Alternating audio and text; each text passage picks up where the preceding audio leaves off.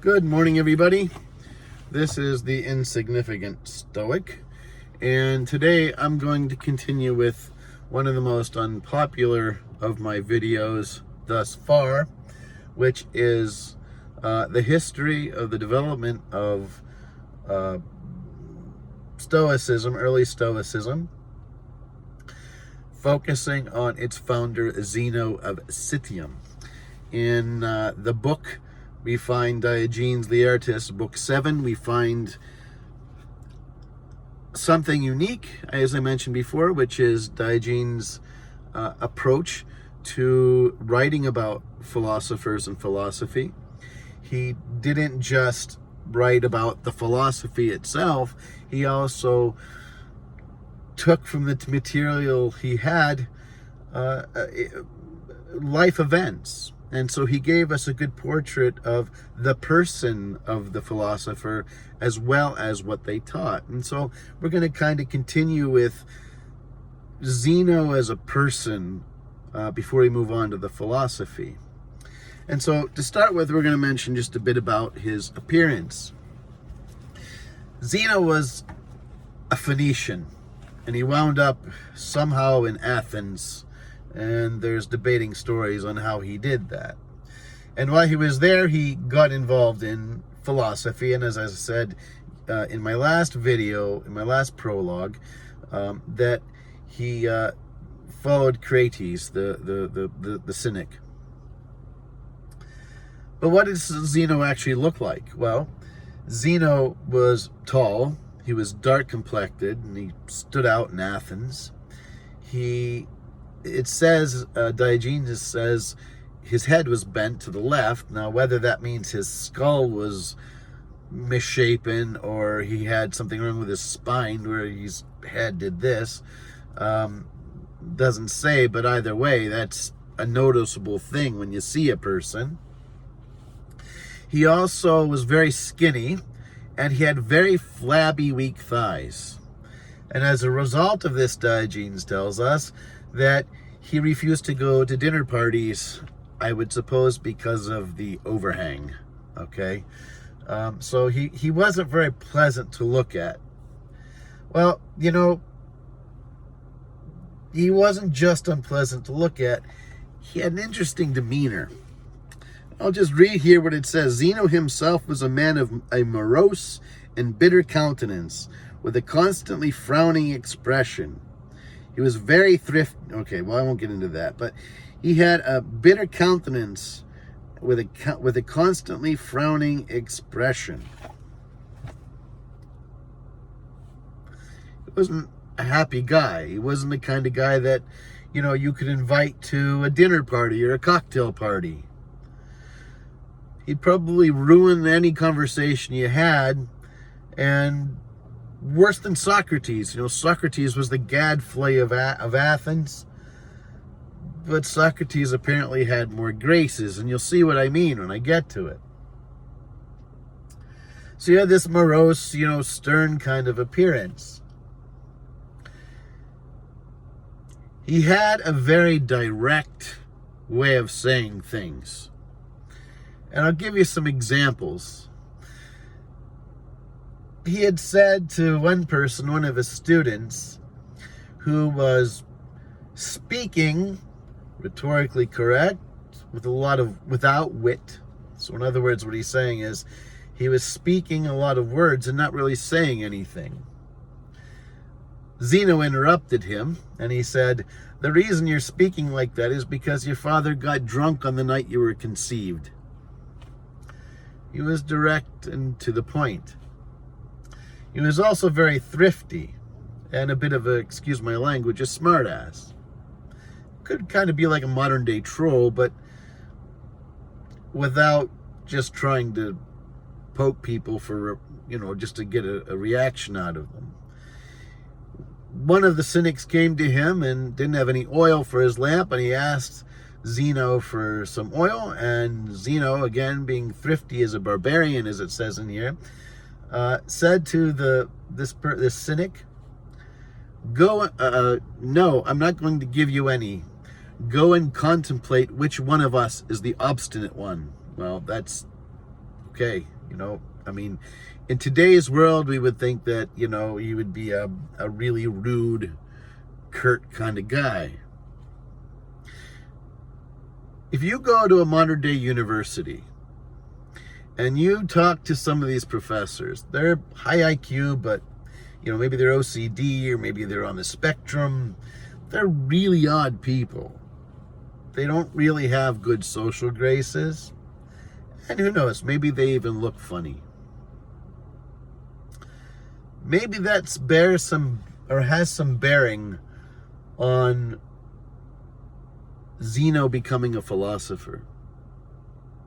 A lot of odd ducks, people who don't fit in to normal society, tend to become, if they're sane, internal people. They think about things, especially if they have an intellect. And I think that's kind of what Zeno was in a way. Diogenes Laertius doesn't say that about him. But I'm assuming from my own life experience that, people who have bad things happen, people who are sort of on the fringe, if they're intelligent and sincere, they take life a little bit more seriously, a bit more sober. They think about things. But the personality defects come out, You go to a university, you meet a bunch of these university professors with PhDs. Half of them chew with their mouth open, or they walk into mannequins and say, "Excuse me." So there's all kinds of people with high intellect who internalize things and think about things, who are really just sort of out there. But Zeno was curt with a purpose, though. He was a teacher. His goal was to teach his student, who he just made fun of, basically, don't just get up and speak to hear yourself speak. Actually say something. It's the same thing he told another person who was talking too much. He interrupted him and says, "You're speaking that way because I think you're confusing your ears with your mouth." Okay? Some people just want to speak to hear themselves speak. He always had a way of grounding a person into what was real, into what was necessary. His own speech was short, to the point, almost abrasive. He didn't care much for rhetoric. He used to mock people who used rhetoric.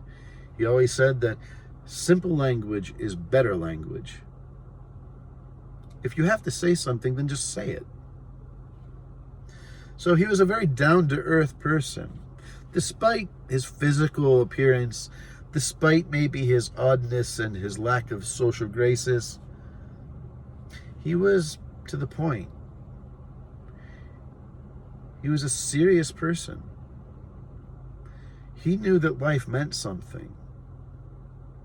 And it wasn't about superfluous things, and we'll find out more about that later. So Zeno is a person who stood out in maybe an unfortunate way. But that situation, again, to go back to some basic principles about what's in our control, what's not in our control, to go back into the story of Cato, the bald guy, to go back to Marcus Aurelius, 520, where he talks about the obstacle to the way is the way. He wasn't meant for a lot of things. He wasn't meant to be an actor, obviously. He wasn't meant to be, a famous person or an orator or anything like that. He was a serious person. He accepted those flaws that he had. But with the flaws, he saw what he did have, his own strengths. And it's out of that own strength that was revealed by his limitations. He became a very profound philosopher, so much so that in the city of Athens, they made him a gold crown. He won the attention of one of the archons or the kings. They gave him a statue, and he was known for teaching young men virtue. He had a profound effect on the people of his time, and a profound effect on people even to this day. So for us, I guess the lesson of his life, you might have defects. You might not be perfect. But those imperfections will show you the way. If you're not good at this, find out what you are good at. Seneca talks about that later on, and we'll mention that one day. Be real. Be true about yourself. In order to know your strengths, you have to know your flaws. But be serious about it. Be honest with yourself. Hey, if you're bald, you're bald. Do something. So that's it about Zeno today and his appearance and his place. Next video, we'll talk about Zeno as a cynic. So have a good day, guys.